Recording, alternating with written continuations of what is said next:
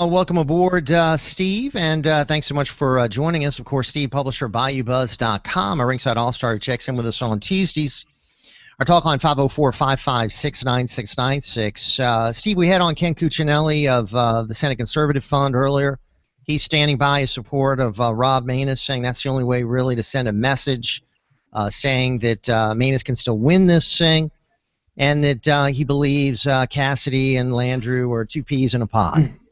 Your thoughts? Whether Maness can win this thing, it's gonna be tough. I've always said that. I just did an interview with him, a webcast interview with him. It's up on Bayoubuzz.com. We put up the first part yesterday. Second part goes up today. Very, very nice person. Can he overtake Cassidy or Landrieu? With a month left, I think it's gonna be tough. 4 weeks from today, what's the status of the race right now, in your view? Well, in my view, I think that Cassidy is leading anywhere from 3 to 6 points, and I think that probably the most revealing poll was a CNN poll that showed that Maness and Landrieu would be head-to-head if there were that kind of runoff. And so, to me, this is not an election about Cassidy. It's not an election about Maness. It's an election about Obama, at least in Louisiana, an election about Obama and Landrieu. Anytime somebody can go from 9% in the poll, and this is a CNN poll last week, 9% to, I think it was 48 to 48, what does that tell you? It tells you that it's an anybody but election. And I think that's what it is right now. Steve Sabludowsky with us, Jeff Crouere here. It's ringside WGSO, 990 AM, WGSO.com, talking about this Senate race. Steve, has Mary Landrieu done an effective job, you think, in painting herself as an independent, not really beholden to Obama and the Democrat Party agenda? Well, I think based on poll numbers, no, definitely not.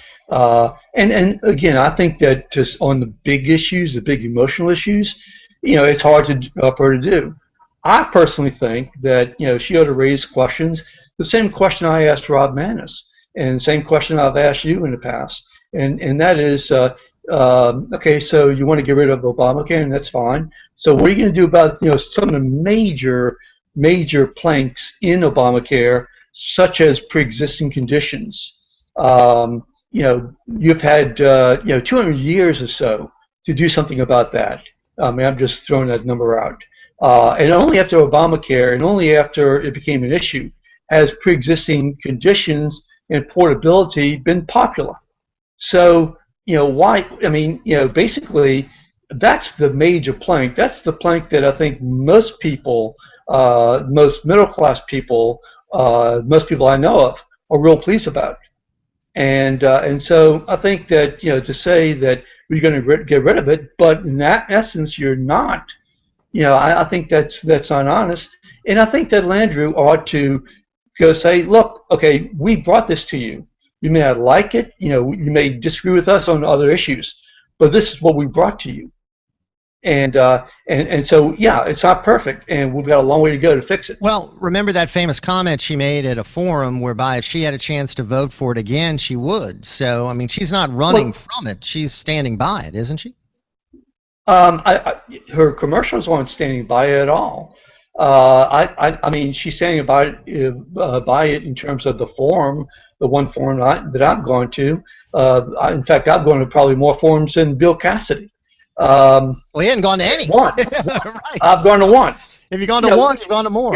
Yeah. Which I think is really disgusting. I got to tell you, 6 years ago, I blasted Landrieu for not appearing in more forums, and more TV forums in particular, and I stand by that. And I think it's just cowardly for Cassidy to just do two TV forums, and if he's going to do that, and no other forums, as I appreciate it, and I just think it's cowardly. Well, is he trying to play the game whereby he's sort of hiding from controversy, trying to lay low and just sort of sit on this lead? That's great for democracy, isn't it? I mean, is that the strategy? Of course it is. Of course. And I asked Menace that question. In terms of playing devil's advocate, well, suppose you were in his place, wouldn't you do that, and so on. And so you'll have to watch his response on Bayoubuzz.com. But I think that it's just disgusting. I mean, here's a guy, who really ought to be out there and telling us who he is, because I got to tell you, I have no idea. I have no idea. All I know is that he's not Mary Landrieu. That's all I know. Our talk line, 504-556-9696 to join us. Jeff Crouere here, Steve Sabludowsky with us. We're also doing a Google Hangout at Bayoubuzz.com. You can check out live. And check us out here in the airways at 990 AM. Steve, let's weave in some calls. Sure. We'll squeeze in as many as we can. Our friend Michael on a cell phone jumps in. Michael, good morning, sir. Hey, good morning. I wanted to talk about the right-wing Islamophobia and their hypocrisy. They call these terrible terrorists Islam. They associate the two. But when 40 million Germans, mostly Christians, followed Adolf Hitler in the worst thing in the world, they didn't say the German Christians, they just said the Germans and the Nazis. And when the Serbian Christians were slaughtering thousands of women and children just a few years ago, they were slaughtering Muslim women and children, and just because they were Muslim, they didn't say the Serbian Christians, they said the Serbians. So we should say the terrorists, not the Islamist. That's the first one. Now, secondly, idiots like that dumb senator from South Carolina saying we need troops on the ground. You don't follow the generals. The generals always want to go to war. It started a long time ago with MacArthur wanting to go into China and drop an atom bomb on them. But a strong president like Harry Truman stopped him. But JFK couldn't stop the generals when they said, let's go into the Bay of Pigs. That was a terrible thing. LBJ, another Democrat, couldn't stop the generals when they said go into Vietnam. Go. Michael, we lost you. You still there? All right, Steve, we'll get your thoughts, I guess, on the 2 points he was making. One involving Islam. Is there Islamophobia? Oh, yeah, definitely. But I don't think it's just from the right, although I do think the right is, in many respects, is fomenting it. But I think it's also some on the left. I mean, you did hear and see the video, Bill, please help me with this. Bill Maher. Maher. You ought to change the spelling of his name. And also, two liberals. Yeah, sure. Absolutely. And, look, I think that, I agree with Michael in terms of, these are radical. These are radical Islamics. And I think that what they're doing is not just, the analogy in terms of Germany is not, I think, a correct one. Because, those were Germans. Yes, they were Christians primarily, but they were Germans. They did it on behalf of the mother country. And this is on behalf of what they believe to be their belief of Islamism. And so I think there's a major difference. Well, one thing I'd like to say is that there are dozens of wars going on in the country right now, Steve. And in every one of the wars going on around the world, dozens of wars going on around the world, and every one of these wars, it involves Islam. I mean, that is a component in every war that is occurring anywhere in the world right now. So how can you not call it like you see it here? I mean, how many beheadings have we heard in this country being committed by Jews or Christians or even atheists? It's a type of attack that we see that is fueled by this branch of Islam, which, according to Frank Gaffney and other experts, up to 15% of Muslims adhere to, which is a violent sort of jihad against those that they consider infidels, where violence is somehow approved, sanctioned by the Quran, by Muhammad himself. And thus they feel justified in going ahead and doing it. And look at what ISIS is doing, Steve. I mean, they are committing mass beheadings right now, mass killings. And what are we supposed to just ignore that? No. Again, I don't think anybody. I'm not saying ignore it, although I'm not saying jump to war either because of beheadings. What I am saying is that, assuming that you're correct, that Gaffney is correct, that there's 15%, even 20%. The bottom line there, in my view, is that that's still a vast minority. So that means 80% of the Islamic people are not engaging in this type of behavior, this type of practice. And so, I just have a real uncomfortable feeling about taking a religion, okay, and say that religion is based upon violence. And that's true whether it's, say, Judaism or Islamic or Christianity or anything. I just have a real problem with that, especially if 80% or 75% are not. Well, we look at the numbers, and let's say 15% is correct. There are 1.6 billion Muslims in the world. That means 240 million people in the world adhere to this kind of what I call violent jihadist philosophy. That's pretty dangerous. I mean, sure. That's a large number of people that are committed to killing people like you and people like me. Sure, and it's up to I think the Islamists to do something about it. Okay, because otherwise they're going to be branded in a way that they don't want to be branded. Well, that's what Bill Maher was saying. The Muslim countries have done nothing. They've done very, very little in stopping this radical branch of Islam from growing. I mean, what really has Turkey done?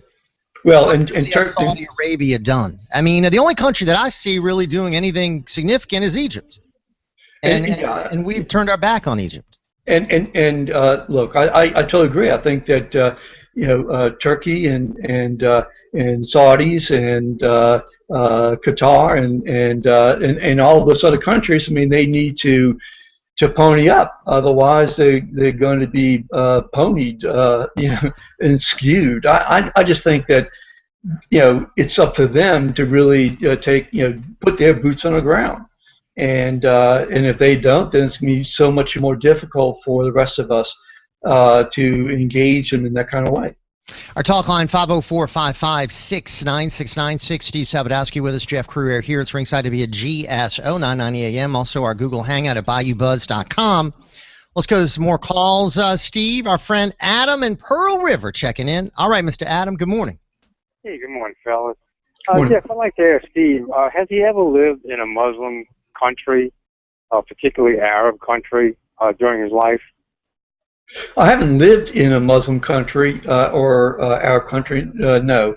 I did visit Israel. I visited right after the Six-Day War in 73 was it?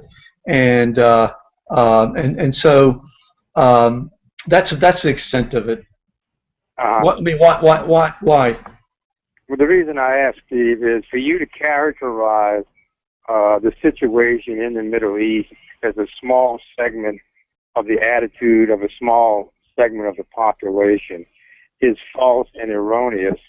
And I grant it may be based on your lack of exposure.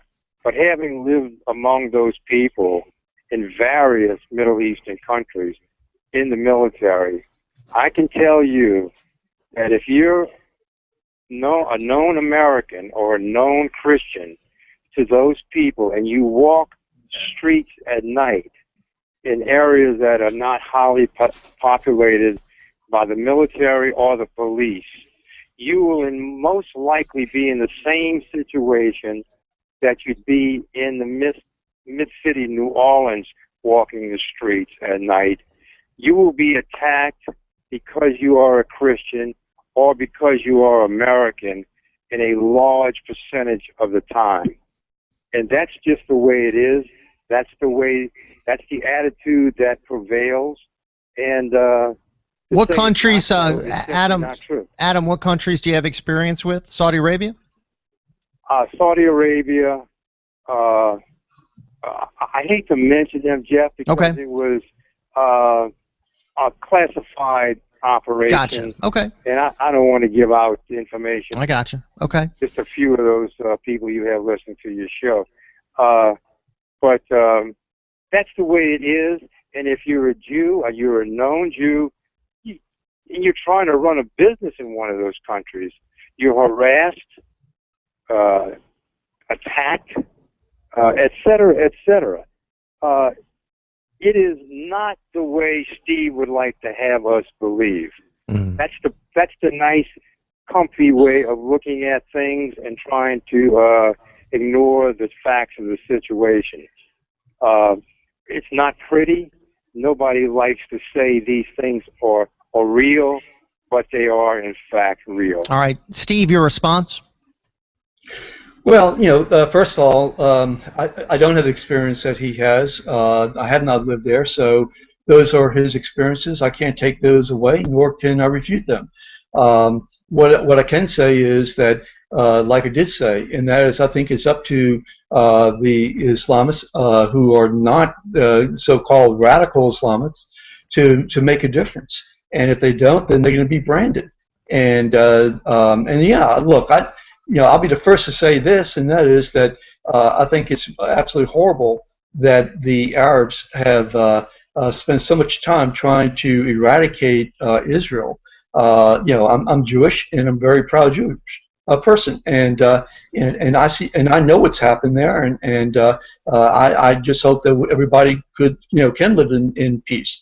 Whether or not that can happen or not, I don't know. When Hamas and others are dedicated to the destruction of a country, and say the other people are believe they're not terrorists, then I think that's a problem, and that's what you have in terms of Hamas and Hezbollah and Israel. But to say that the rest of the world, that's something I don't, one, I don't believe. Do I have any actual knowledge? No. Have I seen any polls? No.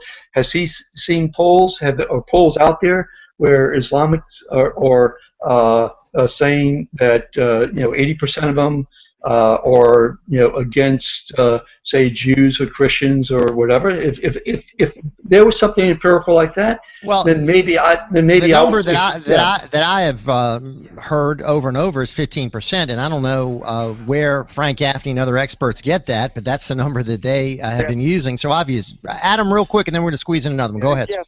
Listen, I care about the people in Israel just as Steve does, but you know who I care about most?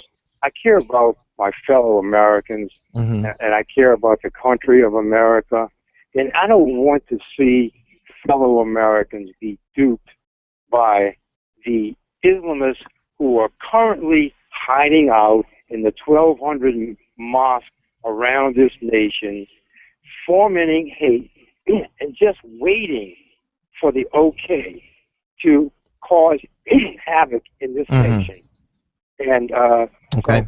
So, as much as I can inform my fellow countrymen of the true situation, I'm going to do it. All right, that's Adam in Pearl River. Steve, real quick, and then we'll squeeze in another one. I mean, so what do we do? I mean, and look, I hear what he's saying, and I think we all are very concerned about this type of intrusion in our lives. So do we do a Japanese-style detention camp? Do we round up the Muslims living in America and put them into concentration camps or detention camps like we did during the war? I mean, is that what he's suggesting? No, but I think when you have a Muslim going on a killing spree in a business in Oklahoma, you call it for what it is. So you say, hey, this is an example of a guy who went crazy on Islam, fueled by religious hatred, and it's not workplace violence. It's a case of Islamic terrorism. I think you have to be honest. I think it's a combination of both. I mean, don't you think? I mean, it happened in the workplace. But to ignore the Islamic aspect of it, I mean, based on the information we have now, I mean, PC running amok. All right, Steve, let's squeeze in one more quick one. Brian and Metairie, if you could make it quick, go ahead, sir. Yes, just very recently, President Obama, through in the cache, had sent a document praise and giving a good slap on the back to the mosque that the Boston bombers had gone to where they were radicalized. If Islam that has been so, if you want to say there's parts of Islam that is innocent, there are those that don't want slaughter. But when the President of the United States sends messages of goodwill and jobs well done to a mosque that radicalized the same ones that set the bombs off in Boston, then we are in deep trouble here in the United States. All right, that's Brian and Metairie. Steve, 30 seconds. Go ahead, sir. I need more information about that. Okay. Well, in fact, the president also sent messages of goodwill to the mosque in Oklahoma City where Alton Nolan actually prayed, and that just came out this morning. Steve, I'll have a column for you later on today, Bayoubuzz.com. Thank you very much, sir, as always. We'll look forward to our next visit. We got a busy 10 o'clock hour, folks. Hang on with us. It's Ringside right here on WGSO.